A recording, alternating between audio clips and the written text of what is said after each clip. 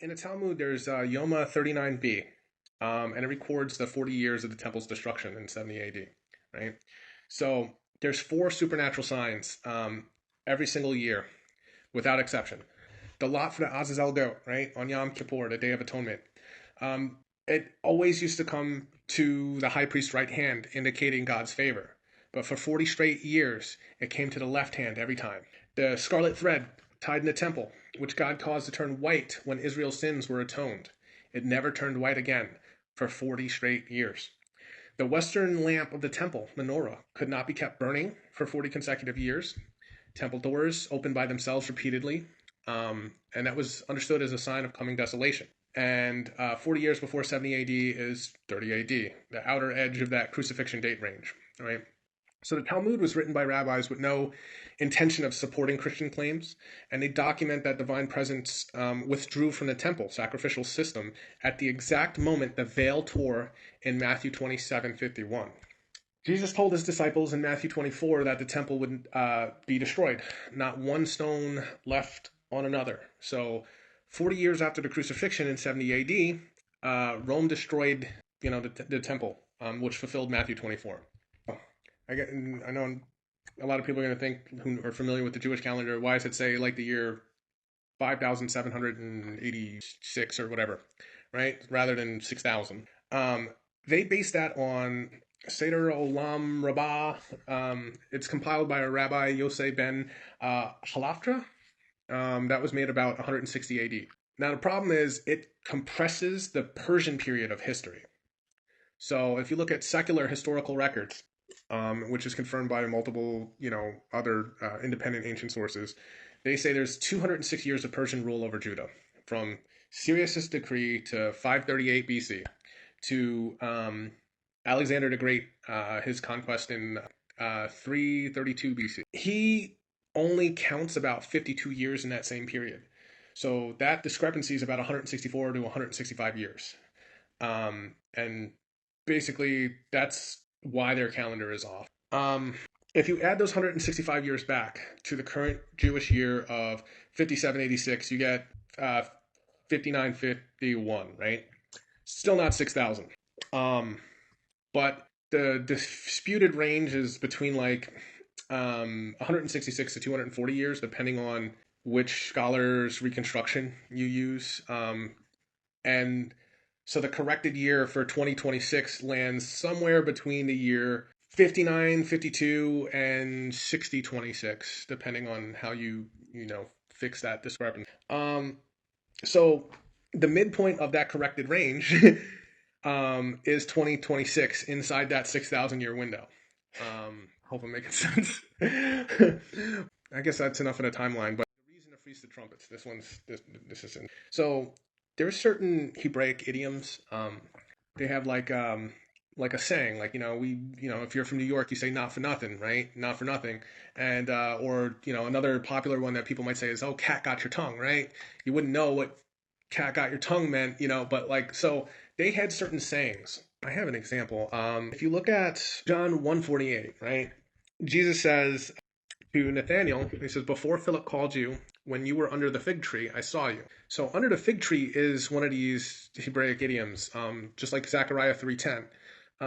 In that day, declared the Lord of hosts, every one of you will invite his neighbor and come under his vine and under the fig tree. So that meant that they were going to be resurrected in the last day. So that's what they meant by come under the fig tree. So in Matthew 24:36, when he says concerning that day and hour that no man knows, the day and hour that no man knows would have been, a Jewish audience would have recognized that as the Feast of Trumpets, because the way they, use the lunar calendar, they would attract it to that new moon, and they said, hey, no man knows the day or the hour when they're going to be able to, see that and recognize when that feast was.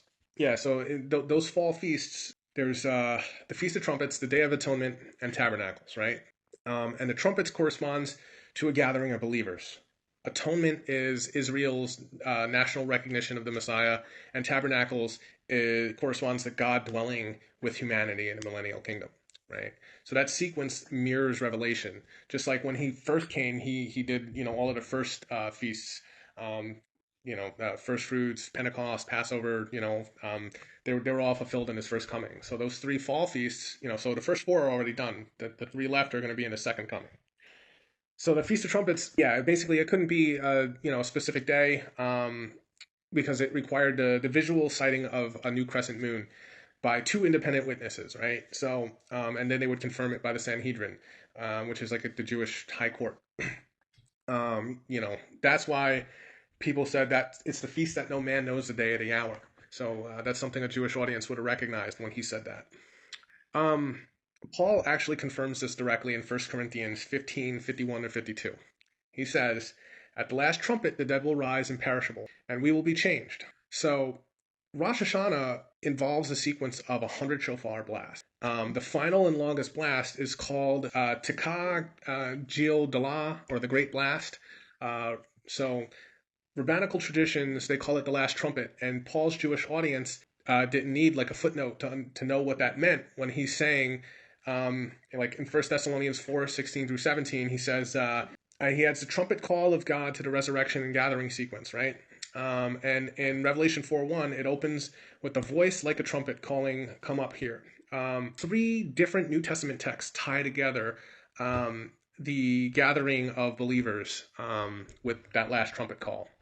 So that's why I believe Rosh Hashanah of 2026 is that date. There's also some like astronomy confirmation. Genesis 1:14, right? It's like a celestial system as God's infrastructure. So in Hebrew, the word for signs is oath.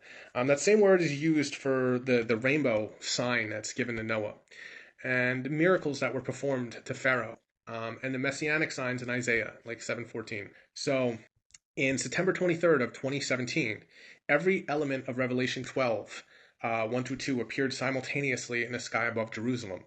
So everybody was able to verify that. Virgo, the Virgin, was clothed with the sun.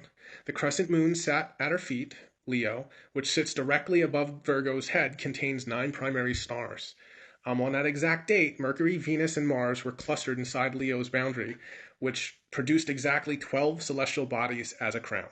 Jupiter, the king planet, called Tisdek, or righteousness in Hebrew, completed 9.5 months of retrograde motion inside Virgo, and then exited that constellation that day, which mirrors the birth narrative. So it's a super rare, event, and that date is like the starting signal. Everything downstream from that date tracks sequentially in Revelation, like the Great Conjunction, Jupiter and Saturn merging into a single point of light. Capricorn fired on December 21st of 2020, the winter solstice conjunction, which was the closest conjunction since 1226 AD. So Revelation 13:1, the beast rising from the sea. Jerusalem was reunited under Israel's sovereignty in June 7th of 1967, right? That's one jubilee, or 50 years, is 2017. The exact year Revelation 12 has that anchor sign. So you have two independent calculations producing the same anchor year. Israel declared independence in May 14th of 1948. Psalm 90:10 gives generation as 70 years, or 80 if by strength. The maximum boundary is May 14th, 2028.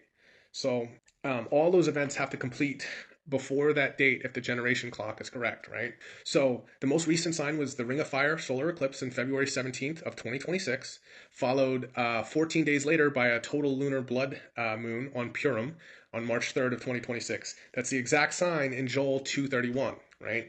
Where the sun darkened and the moon turned to blood. On the Jewish Feast of Deliverance, that's the second consecutive year. 2 Purims, back-to-back blood moons. Genesis 41:32 establishes a doublet principle. When God gives us a sign twice in rapid succession, it's firmly decided that's it's happening soon. So if you put it all together, you got a 6,000-year framework established by Genesis, applied with the day and age principle. 1,000 years is a day, and a day is 1,000 years. Jesus arrives on the year 4000, right? That's a cosmic day 4. The Talmud unintentionally confirms the crucifixion window by documenting 40 years of failed temple signs from 30 AD to 70 AD, right? When Rome destroyed the temple, just as Jesus predicted in Matthew 24, and Daniel 9, and Tiberius anchor Luke 3, which place the crucifixion at 33 AD. Right? You have the Essene calendar, which is the most chronologically precise ancient Jewish calendar, and it resolves the Passion Week and the Gospel seemingly contradiction of the 3 days and 3 nights problem simultaneously, uh, counting forward 2,000 years of its own at 364 days from 33 AD, lands on 2026, not 2030. So, um, basically, that's why I believe we are in the end of days. This is the 6,000th year, and if you don't know Jesus, I highly recommend you make him your Lord and Savior because the signs are there and he's coming back. Have a good one.